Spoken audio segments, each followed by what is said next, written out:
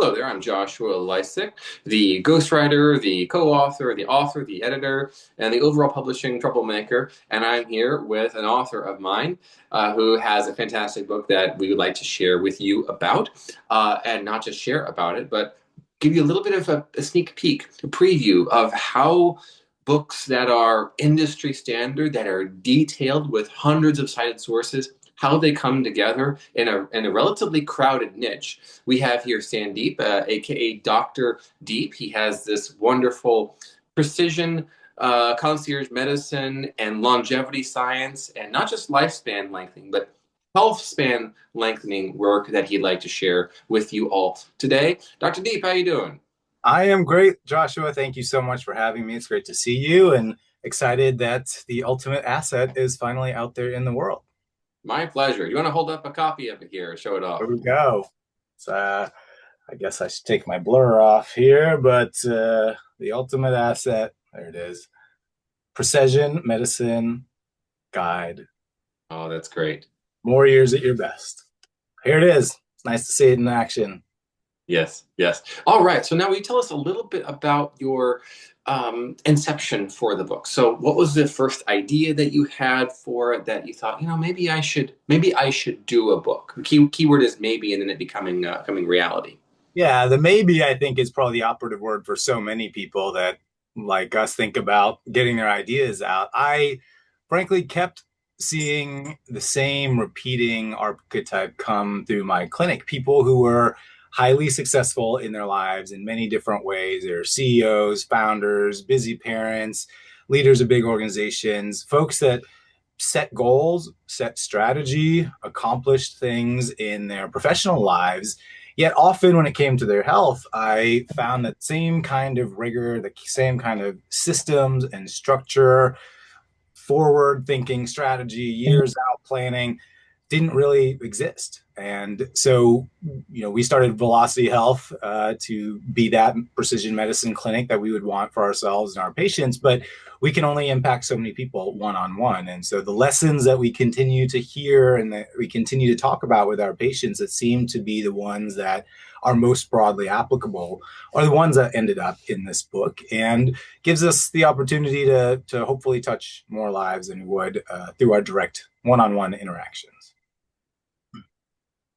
Gotcha. So the title of the book is The Ultimate Asset. Now, what is the ultimate asset?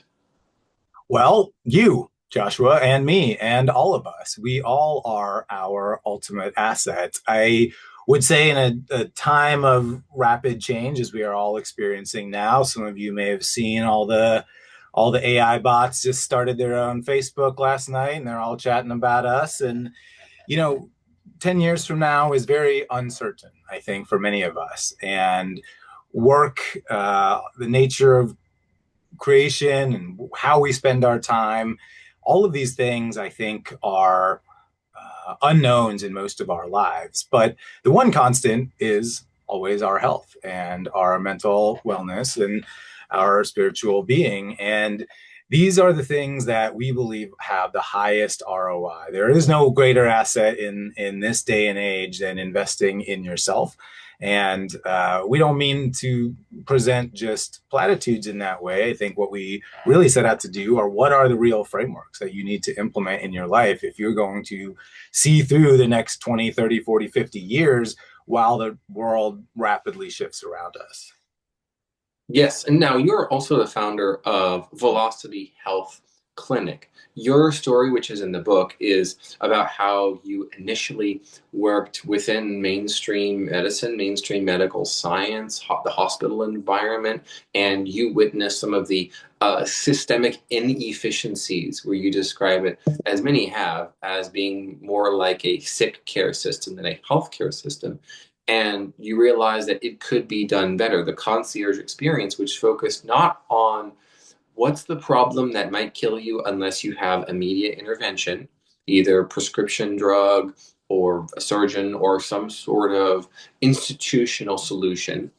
The Velocity Health, let's say, vision is, what if instead of making the bad things less bad, what if we made the good things even better to create a health span velocity in your life. What are the sort of types of people who sign up for and become clients, become patients of Velocity Health Clinic? Well, thank you for saying that. And we do go through some of my journey being at places like, Harvard and the Mayo Clinic. I've been behind the scenes. I've seen how American healthcare serves no one. We all have our stories of harm from the system. The average time we're spending with our primary care docs is 7 to 12 minutes. And that doesn't matter whether you are a frontline worker, you're the CEO. I mean, everyone has this experience with American healthcare. So what we find are people come to us who are done with the broken system. They're done being told that they're fine. They're done being told that just come back in 5 years when your numbers actually show that you have a disease, and then we can just throw a drug at you. They want to take proactive control of their destiny and their health. And frankly, Joshua, that's what I went to medical school for. And when we talk about the sick care system, I came out of medical school and I felt like a widget in the machine. I was very much, we're incentivized to keep the system going, to keep as many units of volume churning through the system as possible. And everyone feels that, certainly, across the entire country. But, those that find us tend to have had these kinds of experiences, yet they know something underlying, they can do more. And it's either they're worried about a particular risk that they have in their family or personal history, or they're seeing all the cool stuff on peptides and hormone therapy, and they want to understand how to get an edge. We serve, like I said, CEOs, founders, busy parents, moms, dads, sons, husbands, everyone across the board. But a typical patient of ours is, call it 45, juggling family and a lot of professional responsibilities, has woken up and just lost a little bit of their edge, has that brain fog, has put on a few pounds, has been told that everything is fine, and is looking for another way. So we wrap around them and show them that other way. Right. So then, if there are more than 90,000 books out there already on health, fitness, wellness, diet, nutrition, etc. What do you see as this book's unique contribution to the field that merits it being the 90,000th and first title in the space? Yeah, it's a great question. I think we have a particular view that has been honed over decades of clinical practice and evidence and anecdotes. Not only are there hundreds of references and citations, as you mentioned in this book, to be a real canon for those who want a reference, but it is meant to be a much more practical application for people in their lives. We scanned the environment in the world when we first were starting, our discussions together about this to make sure, how we wouldn't just get lost in the noise. And we didn't want to just make another diet book, quote unquote, or another book on cardiovascular training. We wanted to create the real blueprint for people. First, set the stage of why does it even matter for us to focus on health, and who are we talking to, right? This book, The Ultimate Asset, we started the title, as we mentioned in the preface, as 50 is the new 30, talking to a particular kind of age group there. And this group of individuals, it's interesting sometimes to talk to people about the philosophy of why do we all exist into our 50s and 60s and 70s, and what is our duty as human beings and the contribution that we owe to our species in this time post reproductive kind of age. And so that with that context, with the context of midlife contribution and all that we have to offer in our legacy and honor, how do we create the systems around us to maximize this time right now? I think, we all know lifespan is just sort of a number, and even health span is really talking about how we maximize the healthy years at the end of our lives. A lot of what we talk about in the book here is really our prime, is how do you expand and get the most out of right now and contribute what your anthropological and ecological, biological duty is to our species. And that is through the frameworks that we think we've empowered people with in this book. Fantastic. Okay.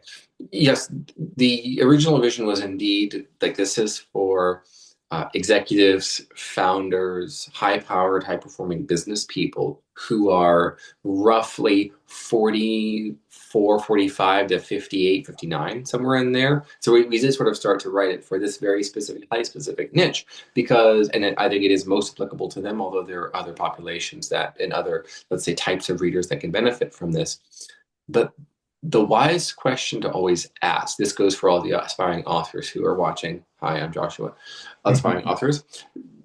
Often you're thinking, okay, what is my book about? That is the wrong question. That's the wrong thing to think about. What should it be about? That's not it. The correct question is, what is my book for? As in, what is it going to help people do better, differently, that's not currently on the market right now? And when we thought through that question, we sort of realized like there's a sort of word cloud that surrounds the concept of health after 50, life after 50, a lot of different things. There's sleep, there's longevity, there's diet, there's energy, there's libido, there's these new drugs out there, metformin, rapamycin, NAD plus, the GLP-1s, etc. There's so much that is part of the conversation. And when you think about the 50s and beyond, that's really in the asset building stage of life. Often people in their 50s, this is where you kind of see retirement coming up and you're maximizing your opportunities at this point. Buying assets, building assets, think about like real estate or entrepreneurship or stocks or these sorts of things that are going to carry you for basically, they're going to carry beyond your own life, that you have something that you can have as a financial legacy. But what the book's title, I think, does a good job of doing is it reframes the assets of your finances to your health, not just your wealth, as being the ultimate asset, right? There's a line that I absolutely love that you came up with at the beginning, Sandeep, which is that at this point in your life, most of your good days are behind you. And the velocity health can go one or two directions, really.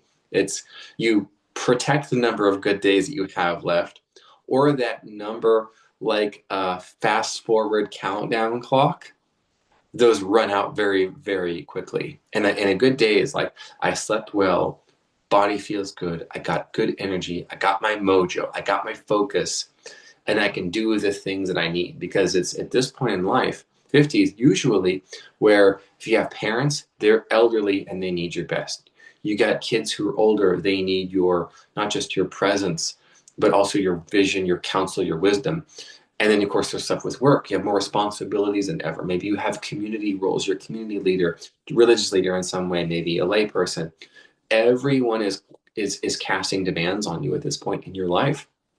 And you got to keep it together health wise, or everything else crashes and collapses. And so I'd like to conceptualize this book as sort of a starter experience for Velocity Health, the clinic. And it's like, what could it be like to have a concierge team of medical professionals whose job it is every single day to help me better take care of myself so I can live as long as possible, as well as possible. You know, there's something to be said against living to be 90, but you're in assisted living since you're 76 years old and you waste away for almost a decade and a half. And many people who are in the 50s, 60s, you're seeing your parents go through that. And you're probably thinking, not no, but hell no. And I'm going to be in that bed with dementia and out of my mind and not knowing what's happening and thinking that the nurse is actually my spouse. True story with dementia. I've seen it up close myself. Best be avoided. And dementia has often been recast recently as type 3 diabetes because of the metabolic health issue. And so if this is your last chance, you call it the last window. Your 50s and early 60s is the last window to make health changes that are going to protect your good days, your energy, your mojo, your focus, your health for the next 1 to 3 decades, depending on what your life expectancy is. And when the window closes, what happens, Dr. Deep? What happens when the window is closed? Well, then you spend the next 2 decades of your life fighting off chronic disease, and that ends up defining your story for those last 2 decades. And I appreciate you talking about the how many good days do we have left? And we don't mean like you woke up and you can go about your day. Like we mean you feel really, really good and you are conquering the world out there, right?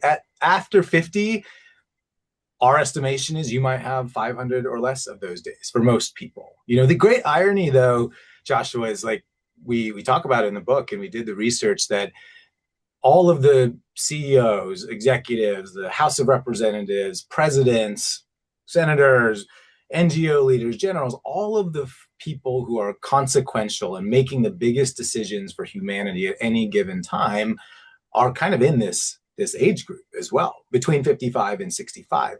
Yet at the same time, the cruel irony is we enter max biological entropy at that point. All systems start shutting down because we've gone 40 and 50 years without tending to them and maintaining them as we should. For most of us in America, where 70% of us are overweight or obese, and 60% of us have diabetes or prediabetes. No one wants to live that way. We can accomplish these amazing things, but then we spend the next 2 decades, 3 decades, whatever we have left, like you said, struggling, fighting back this disease, and at worst, ending up in a place like an assisted living facility or a memory care unit where we can't recognize ourselves or our loved ones. On the other side of that, though, Joshua, I talk to patients all the time who are 90 and running marathons and engaged in their community and are thriving and traveling. And not a single one of them tells me, I want to die tomorrow, right? All of them say, this is a pretty good experience. Let's keep this party going, right? And our premise for the book is, we sometimes shirk against the longevity kind of moniker because it's earned almost a caricature at this point. Like we're not talking about everyone being 150 years old and never dying, or being that old and being out of your mind, right? That's not the point. What we're saying is if we can all unlock our prime over the next 20 and 30 and 40 years, the pace of science, the pace of technology, the pace of change is going to fundamentally redefine what even health means and what aging means. And we owe it to ourselves to give us the optionality of deciding how we want our futures to go. And if we don't focus on our health with the kind of frameworks that we hopefully have provided, then we again become defined by that narrative of chronic disease rather than defining what our legacy should be. What I find interesting about this presentation, this frame, this pitch, even for the book, The Ultimate Asset that you've authored, Dr. Deep, is that it is a highly specific problem for a highly specific niche with highly specific consequences versus like a general, here's like how to live a really long time, everything you could ever possibly need to know about the subject, which is a typical pitch for a longevity book. Because in the publishing industry, this is another bit of peeling back the curtain for all of you aspiring authors who are watching. The vast majority of publishers and the authors, they don't know who's going to buy the book. They don't know who the target is. They say, well, this book is for everyone who wants to live a long time, let's say with a typical longevity medicine or science or nutrition book. And so by marketing it, they figure out who's actually the buyer. So they create the product, and then let's see who's going to buy it. And it's like, oh, wow, ultra marathoners over age 70. That's a real hot niche. Oh, it's interesting. There's like a real group of dedicated vegetarians. We sold thousands of copies of that one niche. Wow, I had no idea. We need to have a marketing campaign for this book just for vegetarians, for example. But in this case, you sort of started with the exact person that this is for. You're in your 50s. You have a lot of responsibilities in life, more than you've ever had. And you're starting to feel like you might be running out of gas soon. And the opportunity to fill back up is almost too late for that. That is a very specific problem, yet we just described roughly 25 million people in the United States alone who are in that exact stage, demographically, psychographically. If there's something you can do to fix it, sure. The issue is that going to the family doctor, the medical practitioner, your general practitioner, even a specialist, let's say, is What are you having trouble with right now? Like what might kill you right now?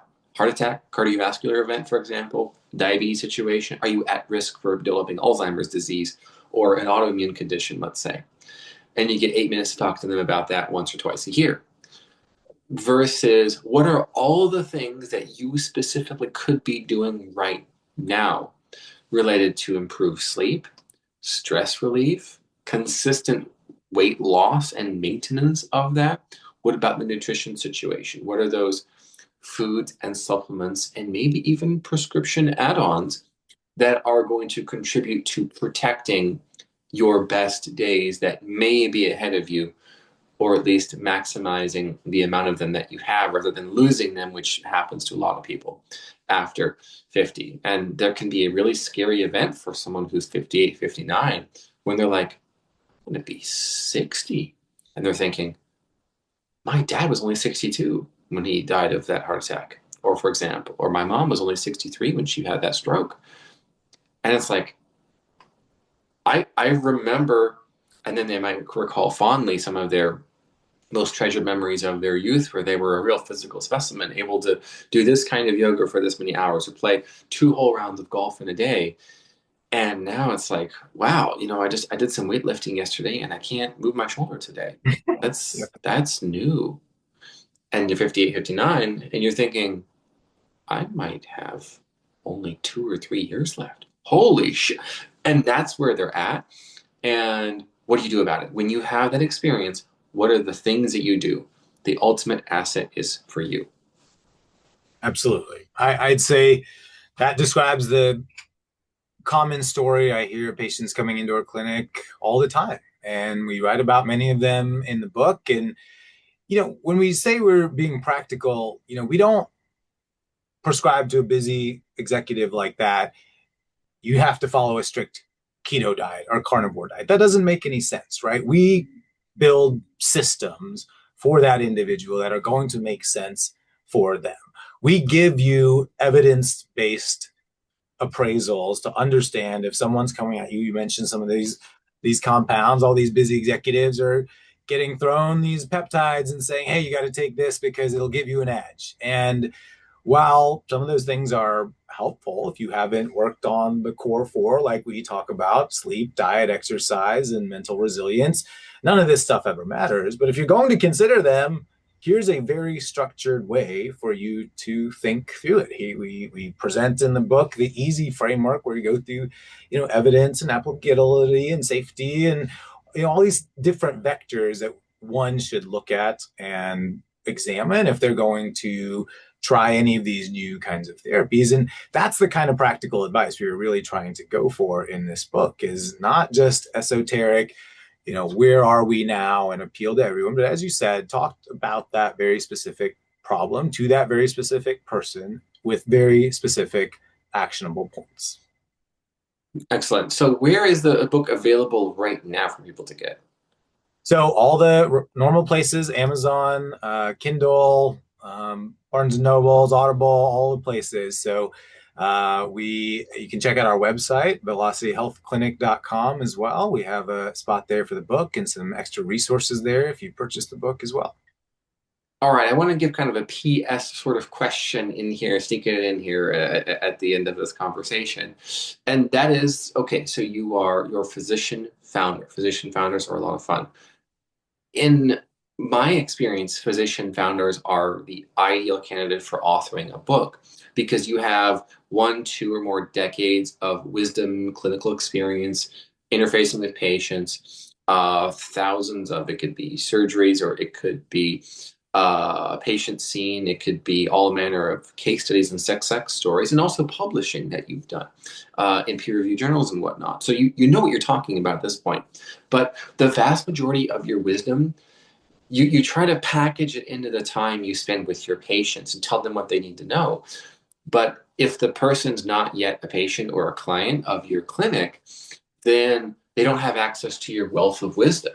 And it's a little bit of Hippocratic oath maxing that brings a physician founder to author a book, and it's usually because of their schedule and responsibilities that they will end up working with a writing partner, such as myself. And I think at this point, I've done like 40 health, wellness, nutrition, medical science books for many of them, again, the physician founder in this space. And so my final question for you is, why did it make sense for you as a physician founder to become physician founder author? Well, first of all, Joshua, thank you for everything you did. You gave me voice and structure to that decades long experience that I've had. I think, like as you said, every one of us who's been on the front lines caring for people has this treasure trove and repertoire of stories that will never leave us, that have informed us in all sorts of different ways, that give us the experience, the sixth sense, that subtle sort of feeling or gut sense about how care should actually be. And so, as you mentioned, those interactions are usually expressed through the intimate connection on a one-on-one patient, right? I'm lucky that I get 90 minutes with a lot of my patients. I get to see them many times a year, and we really work through and have these kinds of conversations. But most doctors don't have that time. Most patients don't either. And that's not how our healthcare system is set up. And so for any physician and founder in my position who has a lot to say, who needs to communicate this to as many people as possible, we have this, I think, this urge inside of us to figure it out and put our thoughts out there. There's social media and podcasting and writing your blog and whatever, but none of that compares to the structure, the intensity, the depth, the amount of clarification, explanation you can have in a book. And so, the experience of doing that, taking all of that knowledge and all those experiences and finding what is my particular angle? What am I trying to say? Why do I sound different than anyone else? Can be challenging and daunting. And as you said, I still see patients. I'm a dad. I've got, a business I run. There's all sorts of competing interests, but I still feel this burning urge to get this message to as many people as possible. And so I found working with you and a writing partner was the best way to help bring that to life. There's no way at any point in my future, maybe until I'm retired, would I really, now knowing what I know, going through this process with you, would I ever have the time and space and mental capacity to sit down and like write the memoir, right? I wish everyone that experience at some point, but for those of us who have a lot to say and the message is kind of needing to get out, this was the most pleasurable way for me to realize that the things I have amassed, the things I do understand, can be applicable and helpful to many people in many ways. And I really do have you to thank you, for bringing that voice to reality, Joshua. So I really appreciate it. It's my pleasure. We're using that word a lot to describe the process of authorship, which is interesting. Reframe on the typical experience of a slog and, oh, it was so hard and I barely met the deadline and I had to skip everything else in life and I lost sleep. And, you could just skip right to a book being done. And the same reason that an aspiring author hires a ghostwriter is the same person, frankly, who's going to see a physician to assist with their health goals, right? Absolutely. Absolutely. We all need a team around us, an expert, someone who's been there before, managing and navigating the publishing space and what works and some of the tidbits you gave and who are we talking to? How do you say this thing? Why would we focus on this or that? I mean, the knowledge and experience that you have, I felt like I was being led by an expert physician who had seen, thousands of these cases because frankly you have, right? The amount of experience you've had is giving you that sixth sense, just like I feel like I have with a patient. This is going to work. This is not going to work. You need to say it like this. Try not saying it like this. Those kinds of things, especially for first time authors, but I imagine, well, I hope to work together again. I imagine this, it takes a lot to really articulate all of those thoughts in a way that makes sense and that readers can follow. And that was the most enjoyable part working with you, seeing the magic of that sort of coming to life after one of our long conversations. And then, we see a chapter and I'm like, wow, can't believe I actually said that, or that's what we discussed. And that's how it sort of came out. And so it's the process is really cool to watch happen in real time. Excellent. It was a blast. The book again by Dr. Deep is The Ultimate Asset. And go ahead and grab yourselves a non-blurry copy I don't know there from why. Amazon and elsewhere. It's going to be available not just the mass market softcover paperback and the Kindle, obviously, but audiobook and dust-jacketed hardcover as well. The Ultimate Asset. And lastly, I will add that I contributed under my own name the afterword. The afterword. You'd have a foreword. Well, this is an afterword that wraps it all up together. Thank you again, I'm Dr. very Deep, for joining me. thankful for that, by the way, Joshua, for you adding your afterword and naming yourself in this. And I couldn't be more honored. So thanks a lot. My pleasure. Thank you. And thank you all. Go grab the ultimate asset.